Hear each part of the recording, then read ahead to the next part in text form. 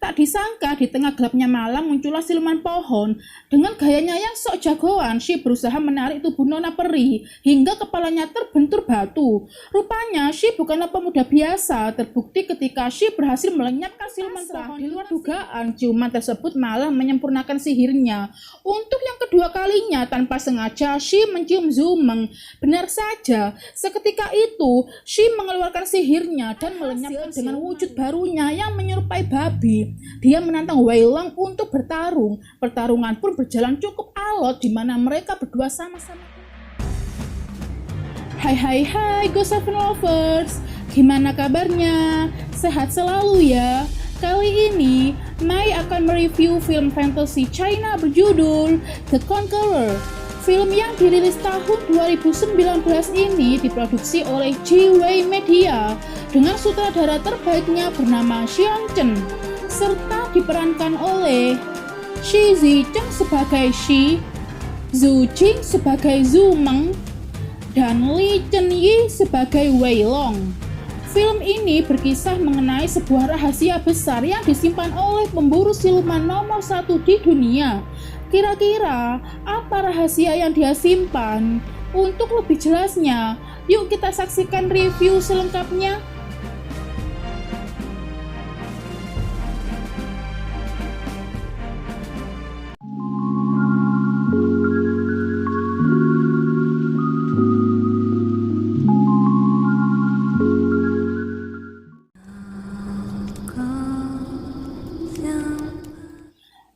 Mencekam di desa Tianhe, di mana mereka menjadikan siluman kelinci umpan untuk menarik kedatangan siluman babi yang meresahkan.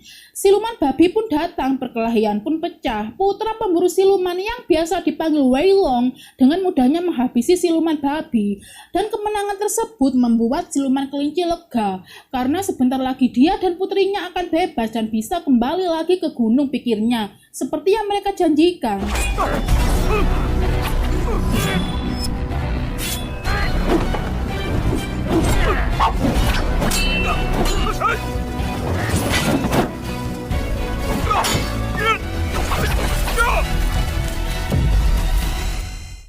Alih-alih menepati janji yang ada, malah pemburu siluman nomor 1 di dunia yang baru saja tiba, Wu Jingzi namanya, dengan kejamnya membantai siluman kelinci di hadapan putrinya. 师长，你跟我说，你。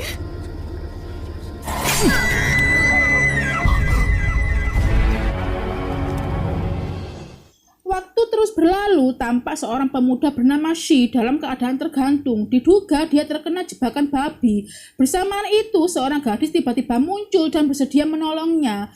Shi memanggil gadis tersebut dengan sebutan Nona Peri. Karena merasa aman dengan Nona Peri, Shi memutuskan untuk mengikutinya, meski Nona Peri merasa sebal. 神仙姐姐，真的是你啊！我不是在做梦吧？神仙姐姐，神仙姐姐，在下阿石。 不如咱俩组队，说不定今晚还能一起吃鸡呢。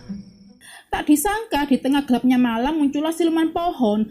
Dengan gayanya yang sok jagoan, Shi berusaha menarik tubuh Nona Peri hingga kepalanya terbentur batu. Rupanya Shi bukanlah pemuda biasa. Terbukti ketika Shi berhasil melenyapkan siluman pohon dengan sihirnya. 看来我只能发绝招了。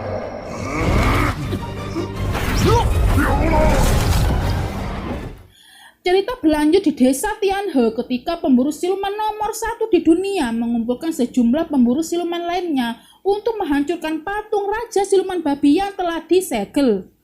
Konon patung tersebut menyimpan kekuatan besar Raja Siluman Babi yang akan bangkit di saat bulan darah muncul. Para pemburu siluman mempunyai waktu 5 hari sebelum bulan darah muncul. Bagi pemburu siluman yang berhasil menghancurkan patung babi tersebut akan mendapat medali emas yang merupakan hadiah dari kaisar. Singkat cerita, kedua pemburu siluman telah sampai terlebih dulu. Rupanya kedatangan mereka disambut oleh sejumlah wanita cantik yang sebenarnya semua itu hanyalah sebuah ilusi. 呼吸了这一屋的金子， 你的都会广告。二位客官还没有挑中姑娘呢。 Tak tahan Perlahan manusia kerdil meluapkan amarahnya dengan membelah meja. Alhasil semua tampak kembali ke wujud aslinya. Kali ini mereka berhadapan langsung dengan siluman rubah. Pertarungan berjalan cukup sengit di mana dengan mudahnya siluman rubah melukai kedua pemburu siluman.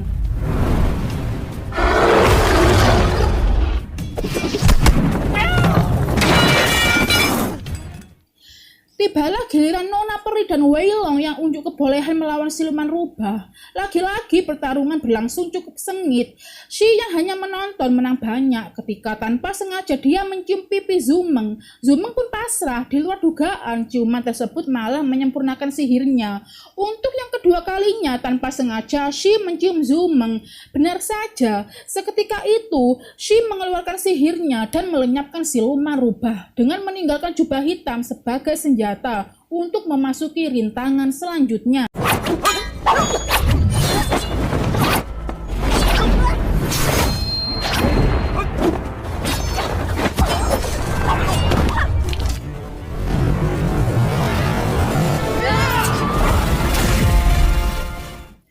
Rupanya diam-diam pemburu siluman nomor 1 memberikan sebuah pesan rahasia untuk putranya Wei Long. Sang ayah menjelaskan bahwa ada misi rahasia untuknya, di mana di dalam patung siluman babi tersimpan pedang iblis yang terbuat dari roh iblis dan roh para siluman.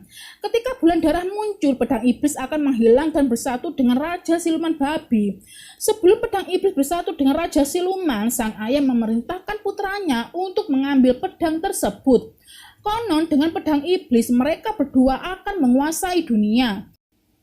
Dan sampailah kedua pemburu siluman ke tempat terakhir di mana mereka akan menggunakan jubah hitam untuk memasuki Goa Awan. Tentunya mereka harus berhadapan dengan siluman kelinci terlebih dulu.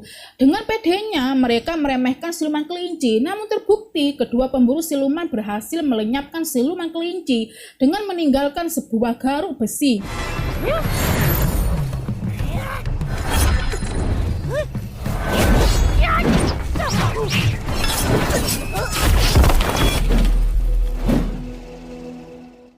Kepanikan mulai muncul ketika dejavu melanda, di mana mereka melakukan hal yang sama berulang-ulang sebanyak 20 kali. Ketika kedua pemburu siluman mulai kehabisan tenaga, tibalah Zumeng dan kedua rekannya. Dengan nafas terengah-engah, kedua pemburu siluman menjelaskan bahwasannya mereka melakukan hal yang sama sebanyak 20 kali. Karena penasaran, mereka bertiga memutuskan untuk mencobanya. Dan benar saja, mereka mengalami hal yang sama dengan kedua pemburu siluman tersebut.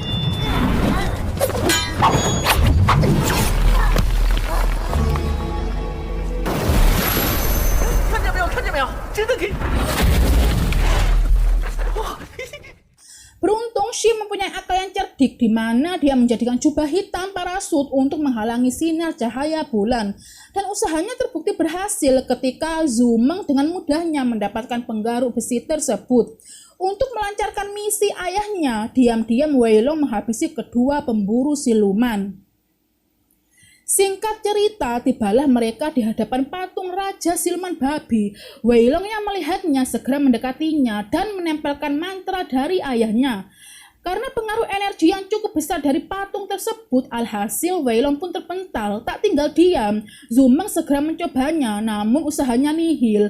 Shi yang baru saja tiba dengan beraninya menyentuh patung Raja Siluman Babi. Sontak Zumeng yang melihatnya merasa cemas. Tak disangka, energi besar yang dimiliki patung Raja Siluman Babi dengan mudahnya dapat dikuasai Shi.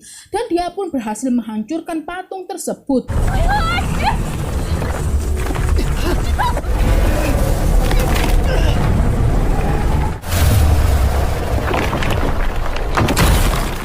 Wei Long yang melihat kemunculan pedang iblis lantas mendekatinya. Seketika itu kedua matanya merah menyala dan membuat Zumeng tak sadarkan diri. Setelah berhasil memperoleh pedang iblis di luar nalar, Wei Long malah dengan kejamnya membunuh ayahnya dengan pedang tersebut dan berkehendak menguasai dunia seorang diri. Ditemukan kebenaran bahwasannya Shi merupakan keturunan Raja Siluman Babi. Maka dari itu dengan mudahnya dia dapat menghancurkan patung Raja Siluman Babi. Alhasil dengan wujud barunya yang menyerupai babi, dia menantang Wei Long untuk bertarung. Pertarungan pun berjalan cukup alot di mana mereka berdua sama-sama kuat.